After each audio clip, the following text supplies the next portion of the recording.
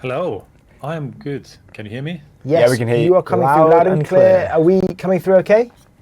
Yes, all good. This Perfect. studio looks incredible there. Thank It looks like you've been doing it for a few years. Yeah, well, we're week 7, but every week we're getting better and better. Last week was the first time we went live, and I would say everything that could go wrong did go wrong. But this time things are smooth running sailing, smooth. and We're we're feeling running good. smooth. So, look, thank you so much for joining us. As I think Fine. the first question, give us a quick intro. Who are you? What are you building? Sure, I'm Sten. I'm originally from Estonia and building an insurance company in the UK. So Zego has been we've been around 9.5 years. We're offering vehicle insurance for scooter owners, car owners, van owners in the UK. Our USB is ultimately we price based on how you drive. So, all three of you could be all saying you are great drivers. I can bet money on there's a big difference how you all drive. But if you're roughly in the same age group, live in the same area, you're all paying the same for insurance. Whereas actually one of you should be paying 3 times more than the other. So what we effectively do, we have a mobile app where you give your location access. We then analyze your driving data, and based on that, we offer you up to 30-40% reduction on your insurance premium. And that's what we are doing. So I'd love to. What are the variables that you're looking at? Sorry, you're looking at like geolocation data, just like how would I be marked down, basically? Yeah. So what we crash do into is, a wall. yeah. Well, we take all the geolocation data, accelerometer data from the phone, and then we analyze that data. Ultimately, we turn that into multiple simple events. One is like your braking, your acceleration, your cornering, your speeding as well. So those are the elements that we then aggregate into one score, and that score is the predictor of your driving. Similarly to credit score, in a sense that you kind of put a bunch of inputs in there, and then you turn into score, which dictates your potential mortgage price. Wow, nice. And just generally, what's top of mind right now? I mean, I'm here, so that's on my mind. ETSL, we love it. That's a great answer. So in 20 minutes, there's a bunch of other kind of problems that you're solving day in, day out. But but at the moment, I'm here. So you must have an amazing view of so much data, so much driving data, so much individual data that you're able to kind of pick insights out from. Is there anything that's particularly interesting? Any things that you're learning about the way that people are driving, which you find yourself fascinating? Absolutely. I mean, just fun fact, we capture around 4 million miles a day. That means around 20 times around the Earth that our drivers do a day, right? Crazy. So, and we process that data, analyze data, and draw a bunch of insights on the back of that. If you drive more than 4.5 hours in a row, more than 4.5 hours, there's a massive spike in terms of risk straight after because of fatigue, right? So that's a big indicator of risk. The other one is your acceleration. It's less about how you brake, it's about acceleration, because you're constantly acceleration, and acceleration is another big indicator of how likely one is to have an accident. And thirdly, which when you think of 15 years ago, we did not have mobile phones. Now 60% of accidents are happening because of distraction from a mobile phone, right? So those are the kind of inputs. And of course, where you drive, time of day of driving, the style of driving. But 15% of accidents if I take all the drivers all together, then 15% of those drivers drive half of the losses in the UK. Wow. They're arguably some customers who are so dangerous that they should not be allowed on the roads. And what we are ultimately doing is that let's find out who are those risky drivers and kindly ask them to move to our competitors and only keep the good ones, and hence we can reduce the prices. That's really interesting. Are you doing anything, given the amazing data that you've got, do you do things to try and prevent those accidents? So if you know that people are more likely to crash at 4.5 hours, is there anything that you can do with that data to tell people, hey, it's been 4.5 hours, time for a break, or don't drive for 4.5 hours in the first place, have a break before that? Absolutely. We have very easily understandable insights in our mobile app. Similarly, what you have with maybe some of the health apps, that how did you sleep, what happened. We got similarly your driving style, like, you really have to work on your speeding, or you really have to work on your acceleration, etc. So, and on top of that, we did a bit of a trial, which we are now rolling out in a couple of months' time more widely. Is actually giving rewards for good driving. So giving some cash back, because when you think of insurance, generally it's like they just take, and when I'm in trouble, they don't want to pay out anyway. So it's a very like negative perception. But if mid policy for good driving, we're giving you some vouchers or cashbacks, that completely changes the psychology. When we did the trial, customers improved their driving significantly more when they realized there's some kind of a vouchers and rewards at the end of it. So we did it with like a good couple of thousand people. We are rolling it out more widely later this year. So I think it's going to be hopefully the new norm, how insurance should be distributed in the UK for drivers in a couple of years' time. Now that's really cool. Can we go into that a bit more then? So what kind of, if I was a driver on kind of your pilot scheme, what behaviors, what would I have to do, and how much reward would I get back for that?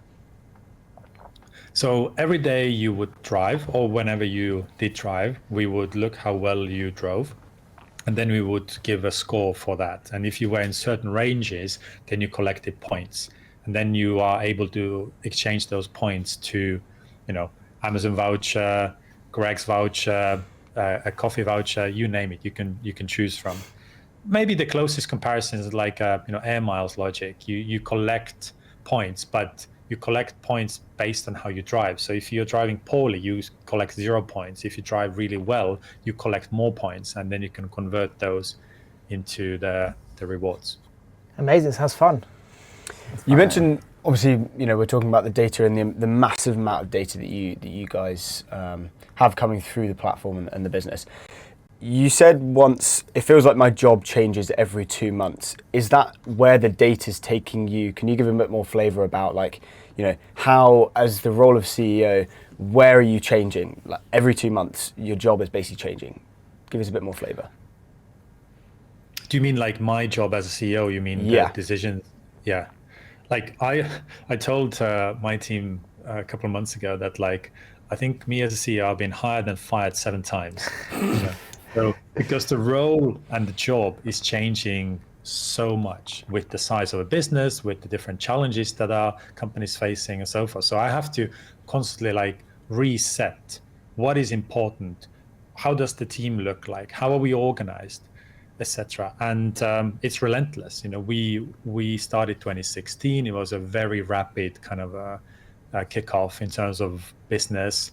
Then came COVID. We lost 80% of volume in 3 weeks. 80% of revenue disappeared in 3 weeks, right? So how do you then manage the team, the changes? Then 2 months later, it came back and well beyond. Right, because everyone loved to thought the food delivery and just generally everyone working from home or not moving and not going to restaurants. And then came the zero interest world as well, where we raised a ton of money. And then, of course, we had to improve our unit economics as well. So there's been lots of ups and downs. I think it's a proper roller coaster that you go on. And every moment, it's very important as a founder, as a leader of the business, you check where the business is and how do you need to calibrate your work and approach accordingly.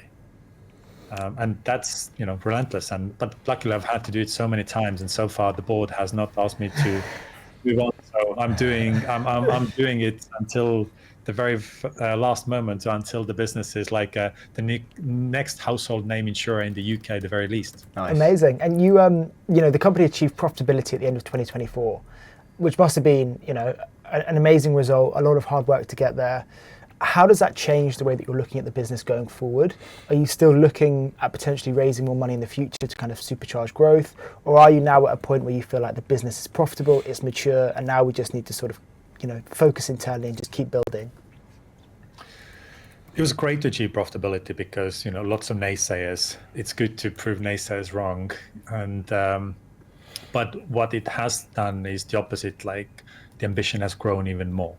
We are still relatively small if you compare to some of the large insurers. We are maybe underwriting 0.1% 0.2% of the market, right? Getting to 5% of the market would mean underwriting $1 billion of premium. So it's a massive market. So that's the ambition and well beyond. So and with insurance, it's similar to lending or banking. If you grow, you need more money because you have to hold some money on the bank account. So we do need to raise more money for sure. It's a slightly different type of capital, but we will be. And the ambition with profitability has only increased. So we want to be growing solidly, 40 to 50% over the next 5 years. And that requires capital. What is the best approach to this capital? That's TBD. Amazing. No, that makes total sense. It's we love, one of the things we love speaking to founders about is the level of ambition that we encounter. So it's always good to hear that you're sort of thinking bigger. You've done some amount of like European expansion. Are you looking to expand further? And if so, what's next on the horizon? Yes, we did some expansion into Europe, especially early on. One thing we've learned the hard way is, although insurance might seem like there's a vehicle and it goes from A to B and you insure them, the way insurance is distributed and how it legally sets up in all the market is so different. It's like languages, French, Spanish, English, they're actually very different languages. And the same is with insurance. So we have decided to double down more on the UK at the moment, but we're actively looking how can we go well beyond with our technology and value proposition. Because the way I explained earlier, distributing rewards, distributing telematics in a very intuitive, easy way to customers, we've had lots of inbound from different, like Japan, South Africa, US, multiple different markets where insurers have been very interested working with us. So we might explore a technology and value proposition, kind of a licensing partnerships, rather than going and starting an insurance company from scratch in those markets. So we will be doing in the coming years from that avenue. Great, yeah, makes total sense. I'd love to just go back to sort of like, a few years back, I guess, just speaking about Tallinn in general. Unicorns coming out of Tallinn, Skype, Wise, Bolt, there's another one, Pipedrive. You've started your sort of career in Tallinn. You're a native there in Estonia. Can you talk a bit about the ecosystem there? Because I've been before, and it's like you have this. I went in when was it? Maybe January. Like a lot of snow, but you have this beautiful split of like old town and new as well. And it was surprising. I didn't know it was as buzzing a place as it was in terms of the startup scene and the tech scene. Can you talk us through a little bit about that? Because I think you won like your first hackathon at 17 or your first company you won a prize in Tallinn. Like, I'd love to know what it looks like for young people in Tallinn today. Yeah. So I started my entrepreneurial career when I was 17, making paper notepads back in Estonia, and it became hugely popular to the point that I was like, 20, making $1 million revenue, and bought a new car from a shop, and like literally every student had like, and people had like 2 notebooks based on the numbers we sold. And it was great. Like the kind of entrepreneurialism that was just generally, and that was taught in a school system. So I was able to do a 17-year-old part of a school program, a company. And then when I turned 18, set up a limited company. So one thing is just in a school system, how it's encouraged.